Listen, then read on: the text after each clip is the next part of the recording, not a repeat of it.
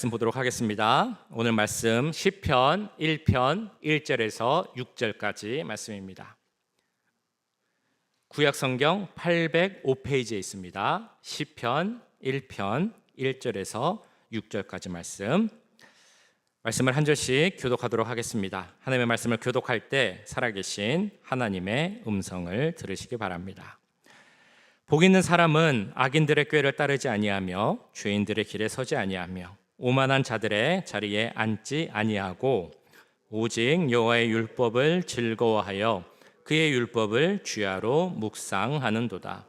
그는 시냇가에 심은 나무가 철을 따라 열매를 맺으며 그 잎사귀가 마르지 아니함 같으니 그가 하는 모든 일이 다 형통하리로다. 악인들은 그렇지 아니하며 오직 바람에 나는 겨와 같도다. 그러므로 악인들은 심판을 견디지 못하며 죄인들이 의인들의 모임에 들지 못하리로다. 무릇 의인들의 길은 여호와께서 인정하시나 악인들의 길은 망하리로다. 아멘. 제가 중학교 3학년이 되었을 때 새롭게 학년이 시작되었고 새로운 짝꿍을 만나서 이제 친구가 되었습니다. 근데 그 친구가 이제 뭐 이런저런 얘기를 하던 중에 자기가 참 좋아하는 가수가 있다. 그러면서 그 가수의 노래를 한번 들어봐라 라고 하는 겁니다. 근데 그 당시에는 그 카세트 테이프를 듣는 시대였습니다. 그래서 그 친구가 그 카세트 테이프를 이렇게 갖다 주면서 내가 빌려줄 테니까 한번 이 가수의 노래를 들어봐 라고 하면서 테이프를 주는 겁니다. 그 가수가 누구였을까요? 남자 가수, 기타를 치면서 노래를 부르는 2인조 남자 가수였습니다. 해바라기라는 가수입니다. 해바라기 아시나요? 네. 해바라기. 노래를 들어보니까 참 좋았습니다. 잔잔하게 기타를 치면서 들으니까 참 좋았고 공부할 때도 좋고 잠을 잘 때도 듣기에 좋은 음악이었습니다. 해바라기 하면 대표적으로 알려진 유명한 노래가 있는데 혹시 아시나요? 해바라기 사랑으로라는 그런 노래입니다. 내가 살아가는 동안에 이렇게 시작하는 그 노래가 있습니다. 근데 저는 그 노래도 참 좋았지만 그 노래 말고 또 다른 노래가 참 좋아하는 노래가 있었는데 그게 뭐였냐면 그대 내게 행복을 주는 사람이라는 노래였습니다. 그 사랑으로라는 가사도 그 노래를 들으면 대중가요인데 대중가요보다는 좀 복음성과 가깝다라는 그런 생각을 들게 하는 그런 노래였습니다. 이 그대 내게 행복을 주는 사람이라는 노래도 마찬가지입니다. 대중가요로 나왔는데 가사를 보면 참 이게 복음성과 같기도 하다라는 생각이 듭니다. 제가 노래를 좀 불러보고 싶지만 좀 참고 가사만 제가 한번 말씀드리겠습니다. 내가 가는 길이 험하고 멀지라도 그대 함께 간다면 좋겠네. 우리 가는 길에 아침 햇살이 비치면 행복하다고 말해주겠네. 이리저리 둘러봐도 제일 좋은 건 그대와 함께 있는 것. 그대 내게 행복을 주는 사람, 내가 가는 길이 험하고 멀지라도 그대 내게 행복을 주는 사람. 이 노래는 제목처럼 행복에 대해서 이야기를 합니다. 근데 행복이 어떤 것이냐? 내가 언제 행복을 느끼냐라고 이야기를 하냐면 그대가 나와 함께 있으면 저는 행복합니다 라고 이야기를 하고 있는 것입니다. 비록 내 인생길이 힘들지만 험하지만 때로는 먼 길을 가야 되지만 그대가 나와 같이 있다면 나는 행복할 겁니다 라고 고백하는 것이 바로 이 노래의 가사입니다. 이 가사에서 그대 대신 예수님만 넣어도 참 좋겠다라는 생각이 들었습니다. 내 가는 길이 멀고 험하지만 힘들지만 예수님만 나와 같이 계시면 난 참 행복할 것입니다 라는 그런 고백이 될 수 있습니다. 네, 아멘이신가요? 네, 아멘. 좀 이상한 것이 대중가요 가사를 이렇게 불러드리면서 아멘이십니까? 라고 하는 것도 좀 이상한데 어쨌든 이 노래가 대중가요지만 그 가사를 생각해 보면 우리의 여러 가지 모습을 생각해 볼 수 있는 그런 가사라는 것입니다.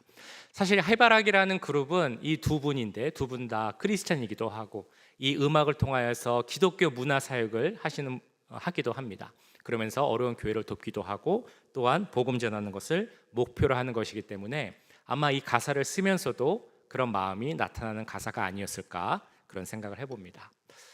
이 노래가 이야기하고 있는 것처럼 또 많은 노래들이 이야기하고 있는 것처럼 우리들이 관심 갖는 삶의 주제가 있습니다. 그건 바로 행복이라는 것입니다. 사람들이 묻고 답하는 질문 중에서도 많은 그 주제 중에 하나가 행복이라는 것입니다. 지금 행복하십니까? 삶이 행복하세요? 라고 묻는 질문들을 많이 합니다. 그 질문뿐만 아니라 여러 가지 행복에 대한 이야기가 있습니다. 예를 들면 예전에 한국의 정치인 중에 한 분이 선거에 나와서 이런 질문을 던졌습니다. 요즘 살림살이가 좀 나아지셨습니까? 이런 질문을 해서 유행어가 된 적이 있습니다. 살림살이가 나아지셨습니까? 라는 질문은 좀 넓은 의미에서 해석해 보자면 살기가 괜찮으십니까? 행복하십니까? 라는 그런 질문이라고도 볼 수 있을 것입니다. 어떤 사람들은 행복하기를 원하지만 적극적으로 행복을 찾는 것이 아니라 그냥 가만히 앉아서 그 행복이 자기 발로 걸어서 나한테 오는 것을 기다리는 그런 사람들도 있습니다. 아무것도 안 하지만 우연한 기회에 운이 좋으면 나도 행복할 수 있겠다라는 생각을 하는 그런 사람들입니다. 이런 분들이 어떤 일을 하냐면 복권을 사죠. 복권을 사서 기도합니다. 하나님, 이 복권이 좀 당첨되게 해주세요. 이런 분이라면 아마 행복이 우연히 운 좋게 오기를 기다리는 그런 분일 것입니다. 혹은 행복이 저기 어디 있어서 내가 저곳에 가기만 하면 행복할 수 있겠다라고 생각하는 그런 분도 계십니다. 그래서 헤르만 헤세라는 그 작가는 이런 말을 했다고 합니다. 저 산 너머에 행복이 있다기에 님과 함께 찾으러 갔다가 눈물만 글썽이며 돌아왔습니다. 그러니까 저기 행복이 있다고 그래서 그냥 거기에 가기만 하면 우리 둘이 행복해질 줄 알았는데 그게 그렇지 않다라는 것입니다. 행복은 그냥 가만히 앉아서 기다린다고 해서 오는 것이 아닙니다. 운 좋은 사람들만 행복해지는 것도 아닙니다. 어디 저기에 행복이란 것이 딱 있어서 내가 거기에 딱 가기만 하면 행복을 얻을 수 있다. 그것도 아니라는 것입니다. 또 어떤 분들은 참 불행하게도 나는 행복하지 않다라고 말하는 분도 있습니다. 심지어는 내 인생을 돌아보면 행복한 시간은 별로 없었다라고 말하는 분도 있습니다. 잘 아시는 괴테가 한 말이라고 알려져 있는데 괴테가 아니라 알프레드 뮤셰라는 그 낭만주의 작가가 한 말 중에 이런 말이 있다고 합니다. 나의 일생 중에 행복한 때는 일주일밖에 없었다. 우리가 삶을 이렇게 되돌아봤는데 내가 언제 행복했을까라고 생각을 해봤더니 내가 그때는 참 행복했었지라고 할 만한 때가 딱 일주일이었다면 그 삶은 얼마나 참 힘들고 불행한 그런 삶이겠습니까? 자, 저도 그러면 우리 여기 계신 분들에게 한번 여쭤보겠습니다. 행복에 대해서. 지금 행복한 삶을 살고 계십니까? 네. 행복하시다면 어떤 이유로 행복하십니까? 예수님으로. 네. 행복하지 않다면 그 행복하지 않게 만드는 이유는 무엇이 있을까요? 우리 모두는 행복하기를 원합니다. 그렇죠? 아마 행복하기를 원하지 않는 분은 한 분도 안 계실 것입니다. 그리고 하나님도 우리 모두가 행복하기를 원하십니다. 자, 그런데요, 이 행복이라는 것을 생각해 보면 넓은 의미에서 보자면 하나님은 당연히 우리가 행복하기를 원하실 것이라 믿습니다. 그런데 성경을 자세히 보면 하나님께서 우리가 행복하기를 원한다라는 표현은 잘 나오지 않습니다. 그 대신 하나님은 우리가 복받기를 원한다라는 그런 말씀이 주로 나옵니다. 왜 성경에서는 행복이라는 단어를 안 쓰고 그냥 복받기를 원한다라는 표현을 쓰고 있을까요? 그 이유를 생각해 보면 그 단어가 갖고 있는 그 어원에서부터 차이가 나기 때문일 것입니다. 자, 행복이 영어로 무엇은 단어이죠? 해피 혹은 해피니스라는 단어입니다. 이 단어는 어원으로 생각해 보면 어떤 단어와 연결이 되어 있냐면 무슨 일이 일어나다 혹은 우연히 생기다라는 단어 happen, 그러니까 우리가 보통 말하는 해프닝이 일어났다라고 쓸 때 그 happen과 연결되는 단어입니다. 그리고 이 두 단어의 어근을 또 찾아가 보면 우연 그리고 요행, 그런 의미가 있는 단어입니다. 운수. 그러니까 해피니스, 해피, 행복이라는 단어의 그 원래 뜻은 어떤 외부의 상황, 조건으로 인해서 나에게 생기는 일시적으로 생기는 그런 좋은 감정, 외부의 조건으로 인해서 바뀔 수 있는 그런 좋은 감정을 행복이라고 말한다는 것입니다. 자, 그런데 그에 비해서 복이라는 단어는 영어로 하면 blessed라는 단어입니다. blessed, 이게 뭐냐면 우리가 보통 말하는 God bless you 할 때 쓰는 그 단어입니다. 아까 왜 오늘은 영어로 인사합니까? 라고 했을 때 왜 그랬냐면 이 말씀을 드리기 위해서 그렇게 했었던 것입니다. blessing, God bless you 할 때 그 단어가 복이라는 단어인데요, 이 단어의 또 어원을 찾아가 보니까 어떤 단어로 연결이 되냐면 blood라는 단어와 연결이 된다고 합니다. 피, 더 나아가서 보혈이라는 단어와 연결이 된다는 것입니다. 그러니까 복이라는 것은 어떤 의미가 있느냐, 하나님이 주시는 복은 어떤 의미가 있느냐, 그 보혈로 우리를 깨끗게 하신 하나님만이 줄 수 있는 복이 바로 성경에서 말하는 그 복이라는 것입니다. 그러니까 우리가 받아야 하는 복은 어떤 복이겠습니까? 세상이 말하는 외부의 조건으로 바뀔 수도 있는 그런 행복을 말하는 것이 아니라 성경에서 말하는 복은 하나님만이 주실 수 있고 하나님께로만부터 받을 수 있는 그 진정한 복, 그것이 진짜 복이다라고 말씀하고 있는 것입니다. 그렇기에 이 성경에서 말하는 하나님만이 주실 수 있고 하나님께로부터만 받을 수 있는 그 복이 여기 계신 모든 분들에게 가득 넘칠 수 있기를 주님의 이름으로 축복합니다. 자, 그런데 이제 시작입니다. 이렇게 축복이라는 단어는 참 우리가 좋아하는데 축복이라는 단어의 의미를 또 이렇게 살펴보면 또 다른 의미가 있습니다. 어떤 의미가 있냐면 곧게 가다, 바른 길로 오던 길을 계속 가다라는 그런 의미가 있습니다. 축복은 곧고 바르게 그 길을 가야 한다라는 의미가 있다는 것입니다. 이 말을 바꿔 해보면 하나님께서만 주시는 그 복을 받은 사람은 복을 받은 사람으로서 살아가야 하는, 보여줘야 하는 삶의 모습이 있다라는 것입니다. 그리고 복 받은 사람이 어떤 모습으로 살아가야 하는가, 그 모습에 대해서는 오늘 읽으신 시편 1편 1절 2절에서 이렇게 말씀하고 있습니다. 복 있는 사람은 악인들의 꾀를 따르지 아니하며 죄인들의 길에 서지 아니하며 오만한 자들의 자리에 앉지 아니하고 오직 여호와의 율법을 즐거워하여 그의 율법을 주야로 묵상하는도다. 자, 1절 2절에 따르면 복 있는 사람, 복 받는 사람이 보여주는 모습, 그리고 하지 말아야 하는 모습을 이야기합니다. 첫 번째 1절에 보시면 복 있는 사람이 갖지 말아야 할 모습, 가야 하지 않는 길을 세 가지 말씀해 주죠. 뭐냐면 악인들의 꾀를 따르지 않는다, 죄인들의 길에 서지 않는다, 그리고 또 뭐였습니까? 오만한 자들의 자리에 앉지 않는다라는 것입니다. 뿐만 아니라 2절에서는 복 있는 사람들이 해야 할 일 두 가지를 말씀해 줍니다. 그것은 바로 주야로 여호와의 율법을 즐거워한다, 그리고 그 율법을 주야로 묵상한다. 이것이 바로 복 있는 사람이 해야 하는 두 가지입니다.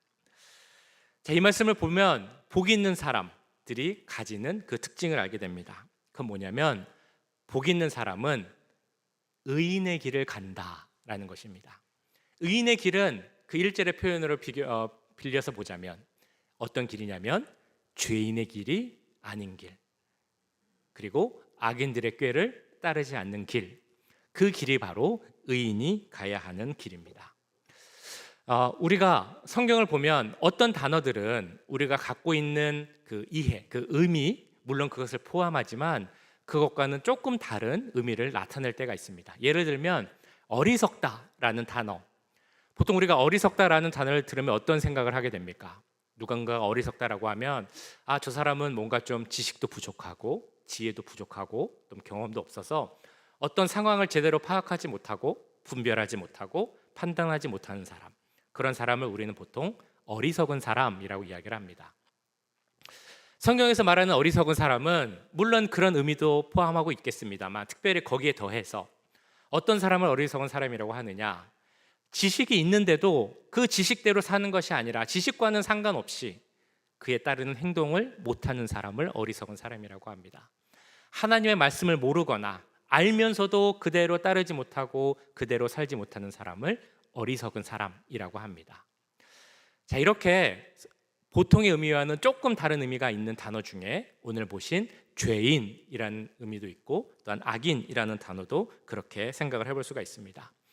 성경에서 말하는 악인은 어떤 의미가 있느냐면 우리가 보통 말하는 나쁜 사람, 나쁜 일 많이 하고 사람들 괴롭히고 이런 의미도 물론 있겠습니다만 그뿐만 아니라 거기에 더해서 성경에서 말하는 악인은 기준 없이 자기 마음대로 행하는 모든 사람을 다 악인이라고 합니다. 그러니까 하나님이 나의 삶의 기준이 되어야 되는데 그런 기준 없이 살아가는 사람을 악인이라고 한다는 것입니다. 죄인도 마찬가지입니다. 죄인, 하나님의 뜻을 따르지 않고 어기는 모든 사람을 다 죄인이라고 합니다. 자, 그런데 성경에서는 죄인에 특별히 어떤 의미가 있느냐 하면 목표가 없이 살아가는 사람, 그런 사람들을 다 죄인이라고 합니다. 성경에서 말하는 죄라는 단어가 그 헬라어로 보면 하마르티아라는 단어죠. 이건 무슨 말이냐면 화살을 쏘면 저기 있는 관역을 향해 쫙 날아가야 되는데 관역으로 안 나가고 그 목표를 비껴서 다른 곳으로 가는 것을 하마르티아라고 합니다. 그러니까 죄인은 어떤 사람이냐, 그런 의미를 생각해 보자면 죄인은 하나님이 없는 사람이고 우리 삶의 관역이 하나님을 목적해야 되는데 그 하나님이 아닌 다른 곳을 향해 가는 사람, 그런 목표가 없는 사람을 다 죄인이라고 한다는 것입니다. 자, 그러니까 하나님이 주시는 그 복을 받는 기준, 복 받기 위해서는 어떤 길을 가야 하냐? 의인의 길을 가야 한다라고 말씀드렸습니다. 그럼 의인의 길을 가는 것은 어떤 의미냐라고 한다면 그것은 바로 하나님이 주신 기준, 하나님이 주신 목표, 그것을 지키고 그것을 향해 가는 그런 삶이 의인의 길이고 복 받는 자의 길이다라고 말씀하고 있는 것입니다. 자, 그러면 우리의 삶의 기준이 어떤 것이 되어야 하겠습니까? 우리 삶의 목표는 어떤 것이 되어야 하겠습니까? 의인과 악인, 의인과 죄인을 구분하는 그 기준에 대해서 오늘 말씀에서는 여호와의 율법, 하나님의 말씀을 어떻게 대하느냐, 그것에 따라서 의인과 악인, 의인과 죄인을 구분할 수 있다라고 말합니다. 의인은 어떤 사람입니까? 어떤 기준이 있는 사람이겠습니까? 의인은 바로 여호와의 율법, 하나님의 말씀을 나의 삶의 기준으로 삼는 사람입니다. 우리가 성경, 하나님의 말씀을 부를 때 뭐라고 부르냐면 정경이라고 부릅니다. 정경은 영어로 캐논이라고 하죠. 캐논은 어떤 의미가 있느냐? 그 잣대, 어떤 기준이 되는 잣대라는 의미가 있습니다. 뿐만 아니라 그 길이를 재는 룰러라고 하죠. 그 자라는 의미도 있습니다. 그러니까 캐논은 어떤 의미냐면 어떤 것을 재고 또한 기준으로 이제 비교해 봐서 그것이 기준이 되느냐 안 되느냐, 그것의 기준을 삼을 수 있는 것을 우리는 캐논이라고 합니다. 성경, 하나님의 말씀, 여호와의 율법, 이것이 바로 이 캐논, 우리 삶의 기준이라는 것입니다. 그렇기 때문에 의인은, 의의 길을 가는 사람은 이 성경, 하나님의 말씀을 그 삶의 기준으로 삼습니다. 세상이 주는 행복이 삶의 기준이 아니라, 세상에서 말하는 여러 가지 것들의 삶의 기준이 아니라 오직 하나님의 말씀을 기준으로 삼고 그 말씀을 가까이 하며 살아가는 자들, 이 자들이 의인의 길을 가는 자들이고 또한 하나님께서 주시는 복 받는 자의 길을 가는 그런 삶임을 믿습니다. 자, 두 번째로 의인의 길을 선택한 사람은 하나님의 뜻이 삶의 목표가 되는 사람입니다. 의인은 목표가 있어야 한다고 했는데 어떤 것이 목표가 되어야 하느냐? 하나님의 뜻이 목표가 되어야 한다는 것입니다. 내가 생각하는 목표, 세상이 말하는 성공하고 또 명예를 얻고 부자가 되고 이런 것이 목표가 아니라 하나님이 주신 것을 목표로 삼는 사람이 바로 의인의 길을 가는 사람입니다. 그래서 그 사람은 하나님께서 나를 통해 무엇을 이루고자 하시는가, 내 비전이 무엇이 되어야 하는가, 내 사명이 무엇인가를 고민하는 사람이고 그 사명과 비전을 이루기 위해서, 그 뜻을 이루기 위해서 힘쓰는 사람이 바로 이 하나님의 뜻을 목표로 삼는 그런 사람입니다. 자, 그런데 어제 토요 새벽 설교 때도 말씀드렸지만 우리는 그런 습성이 있습니다. 하나님의 뜻이 중요하다라는 것을 알면서도, 그것을 이루어야 한다는 것을 알면서도 나도 모르게 내 뜻을, 내 생각을 하나님보다 먼저 앞세워서 하려는 그런 모습이 있다는 것입니다. 그러니까 우리에게 중요한 것은 그런 것을 버리고 하나님의 뜻만이 나의 삶의 목표입니다 라는 목적을 갖고 그런 의의 길을 가도록 힘써야 한다는 것입니다. 자, 마지막으로 의인의 길을 선택한 사람은 하나님 말씀을 즐거워하는 사람이다 라고 나옵니다. 아까 2절에도 나왔죠. 여호와의 율법을 즐거워하며 그 율법을 주야로 묵상하는 자이다 라고 말씀합니다. 자, 그런데 이 말씀을 보시면 혹시 그런 생각이 들으십니까? 하나님 말씀을 즐거워하는 것이 어떤 것인가? 성경책 펴고 내가 이렇게 성경책을 펴고 있으니까 참 즐겁다, 이렇게 하면은 그게 하나님 말씀을 즐거워하는 그런 모습일까요? 어떻게 하는 것이 하나님 말씀을 즐거워하는 것일까요? 물론 그 말씀 자체가 주는 기쁨, 어떤 깨달음, 이런 것을 얻는 것도 즐거운 것이겠지만 하나님 말씀을 즐거워하는 사람의 특징이 있습니다. 그것은 바로 하나님을 즐거워한다라는 것입니다.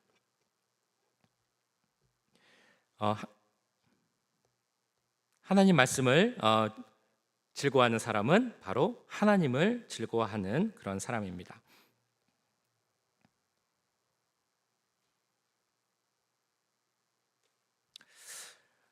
율법을 즐거워하고 하나님을 즐거워하는 사람은 그래서 이렇게 고백을 합니다. 하나님 한 분만으로 충분합니다. 아까 처음에 말씀드렸던 해바라기라는 가사의 그 가수의 노래 가사에 나온 것처럼 하나님과 함께 있으면 행복합니다. 어떤 길을 가더라도 행복합니다. 그런 고백을 할 수 있는 그런 사람. 그래서 하나님을 좋아하고 사랑하고 신뢰할 수 있는 그런 사람이 바로 하나님을 즐거워하는 사람입니다.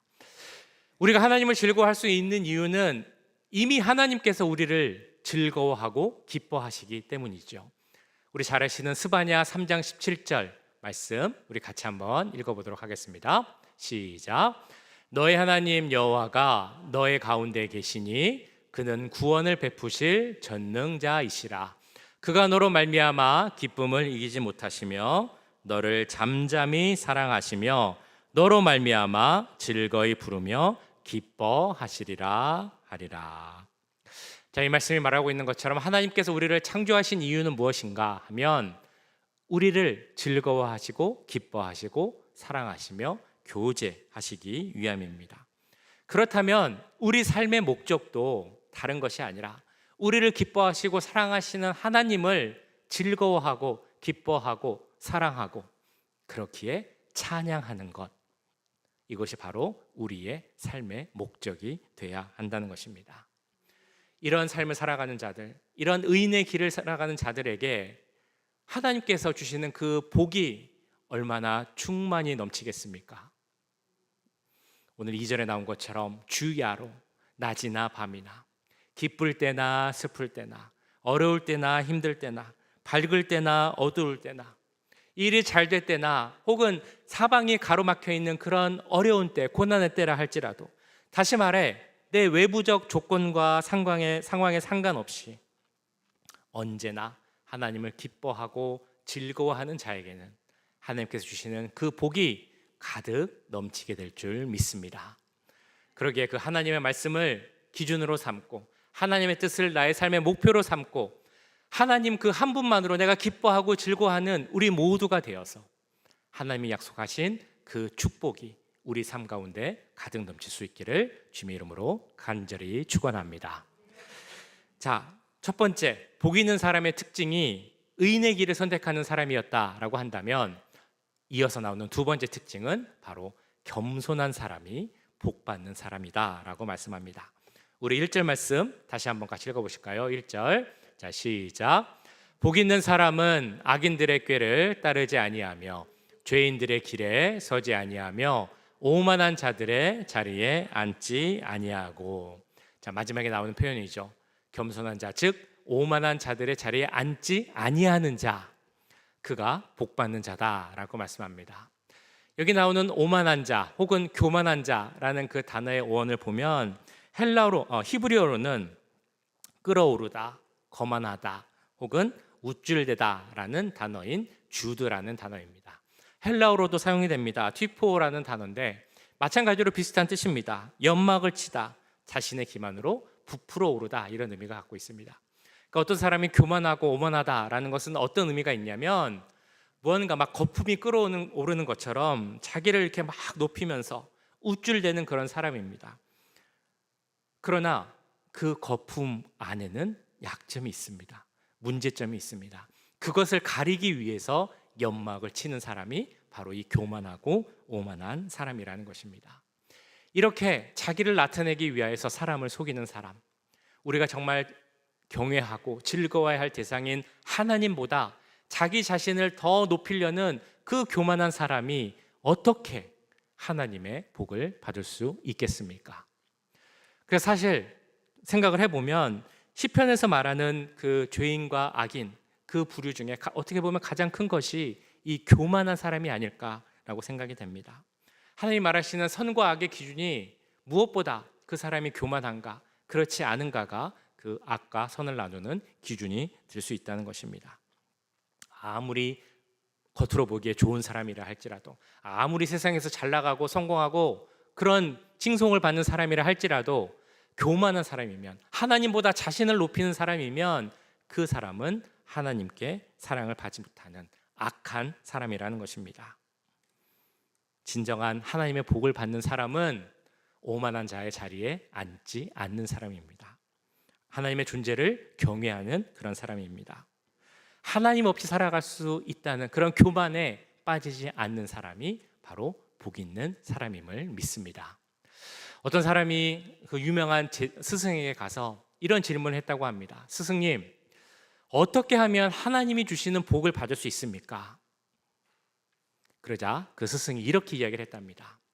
하나님의 복은 저기 길거리에 있는 돌멩이와 같은 것입니다. 그 제자가 놀라서 다시 물었습니다. 아니, 길거리에 있는 돌멩이처럼 흔한 것이 하나님의 복입니까? 그런데 왜 많은 사람들은 하나님의 복을 받지 못하고 있습니까? 그랬더니 이렇게 대답을 했습니다. 그 이유는 사람들이 허리를 굽혀서 그 복을 주워 담아야 하는데 그것을 하지 않기 때문에 복을 받지 못하는 것입니다 라고 이야기를 했다고 합니다. 하나님은 우리에게 복 주시기를 원하시는 분입니다. 그래서 정말 충만히, 아니 차고 흘러 넘칠 정도로 우리에게 복을 주십니다. 그럼 우리가 겸손한 모습으로 그 앞에 가서 허리를 숙이고 그 주신 복을 주워 담아야 하는데, 그렇지 못한 우리들, 교만하고 오만하여서 이 목이 뻣뻣하고 하나님 앞에 교만한 모습으로 서는 우리들이기에 그 복을 받지 못한다라는 것을 꼭 기억해야 할 것입니다. 시편은 총 150편까지 있습니다. 오늘 읽으신 시편 맨 처음인 시편 1편입니다. 시편 1편에 대한 여러 가지 그 해석이 있습니다. 이 시편 150편을 대표하는, 정리하는 시편이 시편 1편이다. 시편 150편에 가장 처음 서론을 보여주는 것이 시편 1편이다 라고 또한 말씀을 합니다. 자, 그런데 이 서론을 나타내는 시편 1편은 무엇을 이야기하냐면 복 있는 사람에 대해서 이야기를 합니다. 복 있는 사람은 어떤 사람이냐? 의인의 길을 가는 사람, 겸손한 자의 자리에 앉는 사람, 그 사람이 복 있는 사람이다 라고 합니다. 그리고 그 복 있는 사람은 어떤 복을 받을 것이냐? 그 삶의 모든 일이 잘 되고 형통할 것이다 라고 말씀합니다. 오늘 3절에서도 이렇게 나오죠. 그는 시냇가에 심은 나무가 철을 따라 열매를 맺으며 그 잎사귀가 마르지 아니함 같으니 그가 하는 모든 일이 다 형통하리로다. 우리가 좋아하는 단어 중에 아마 하나가 바로 형통일 것입니다. 모든 일에 형통할 수 있습니다. 참 듣기 좋은 말입니다. 오늘 하나님께서 시편 1편을 통해서 약속하셨습니다. 복 있는 자, 그 의인의 길을 가는 자는 모든 일이 형통할 것이다. 자, 그런데 우리가 앞으로 이제 시편을 계속 보게 되면 종종 우리가 만나게 될 내용이 있습니다. 그것은 뭐냐면 의인의 길을 가고 겸손한 길을 가는 자가 형통할 것이다 라고 약속하셨는데, 그런데 의인의 길을 가는 자들 중에도 분명 고난을 당하고 어려움을 겪는 자들이 있다는 것입니다.